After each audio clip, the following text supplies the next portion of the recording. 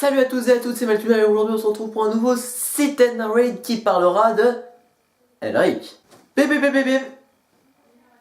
S'il vous plaît, on se calme, 30 secondes, voilà. C'est qu'en fait t'as lancé une intrigue durant le dernier épisode et on aimerait bien voir la fin. Bah c'est qu'en fait l'épisode final, pour des raisons techniques, ne peut être tourné aujourd'hui, ni demain, ni dans les semaines à venir. Donc je ne peux pas, je ne suis pas en mesure de fournir l'épisode final avec le dénouement de l'intrigue. Ça va partir en théromique, je sens, cette histoire.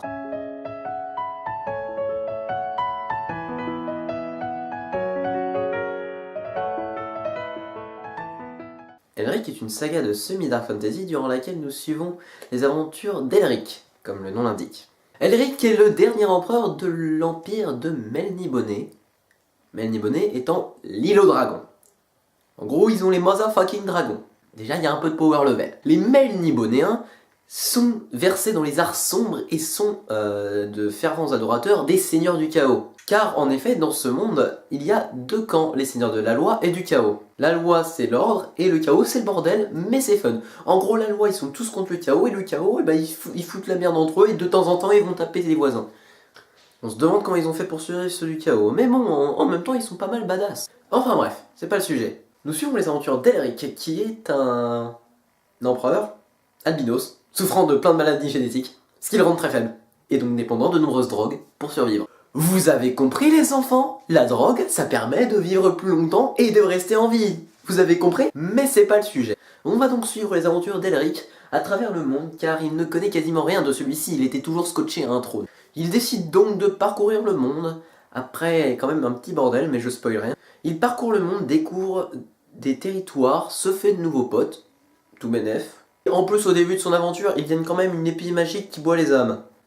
Je sais pas vous, mais moi, au niveau d'un jeu de rôle, je serais quand même vachement dégoûté si j'étais le MJ. Elric va donc parcourir durant des mois et des années le monde, qu'il ne connaît qu'à travers les cartes, et va même découvrir de nouveaux territoires et découvrir des villes légendaires. Et c'est donc à ses côtés que nous allons pouvoir découvrir le monde. Il y a aussi des histoires de voyage dans le temps, d'autres dimensions, d'autres plans de la Terre, mais bon, c'est vachement le bordel. Voilà en gros de quoi ça parle. Alors donc, qu'est-ce qu'on en a pensé? Donc commençons par positif. Le livre est très bien écrit, et en plus, d'autant qu'il est bien écrit, on suit l'aventure d'un point de vue extérieur. Enfin, un point de vue extérieur qui suit les pas d'Elric. Donc ce n'est pas Elric qui nous raconte cette histoire, c'est comme si c'était un chroniqueur. Ça me rappelle le style de narration des hauts conteurs. On découvre le monde à ses côtés, donc on a les mêmes sentiments que lui, ou d'autres, ça dépend. Mais donc on a différents sentiments et on peut se forger notre propre avis. On n'est pas direct en mode cette somptueuse cité là-bas. Ouais. Et en plus, comme il fait partie d'une race cruelle, implacable, qui a dominé le monde durant des milliers d'années, on s'attendrait à ce qu'il le soit de même. Bah non, il est humain, il a des réactions humaines et rationnelles. Et donc, lorsqu'il voit quelqu'un se faire assassiner devant lui, il va pas se dire « Ah non, je suis un héros, je vais plutôt aller sauver la Vierge là-bas ». Il va plutôt se dire « Ok, ça va chier ».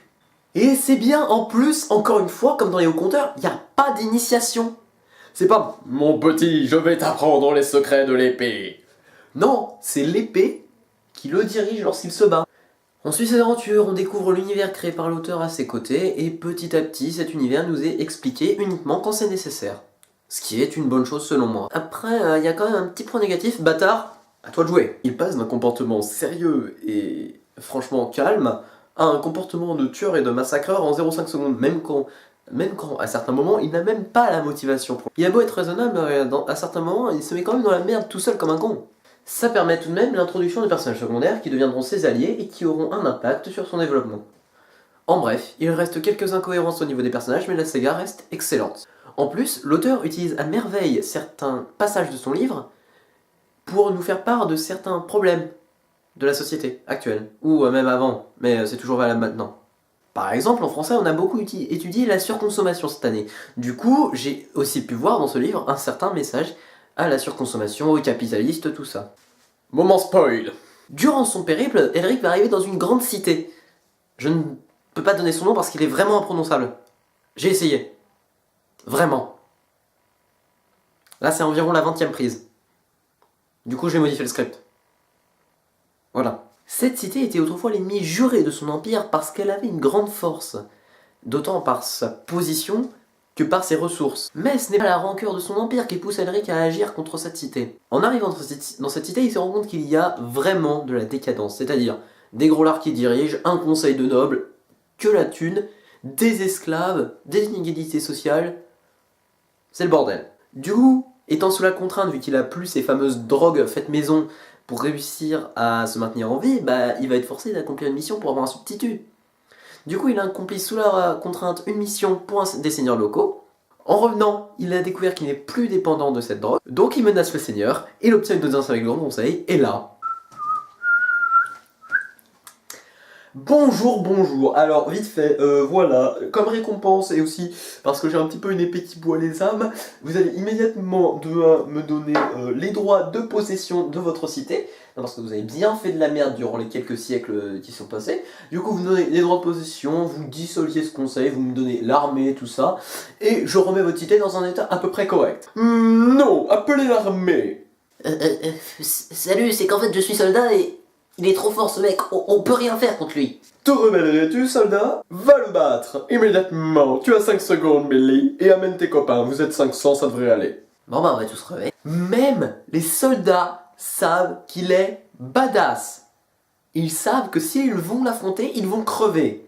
Pour vous dire le niveau de connerie des supérieurs. Passe à 500 mecs, il gagne. Et en plus, il redonne la cité à ses possesseurs légitimes. Moi je le dis, Elric seems legit. Bon, par contre, si c'est vraiment le point de vue de l'auteur face à la surconsommation... Il y a trop de surconsommation.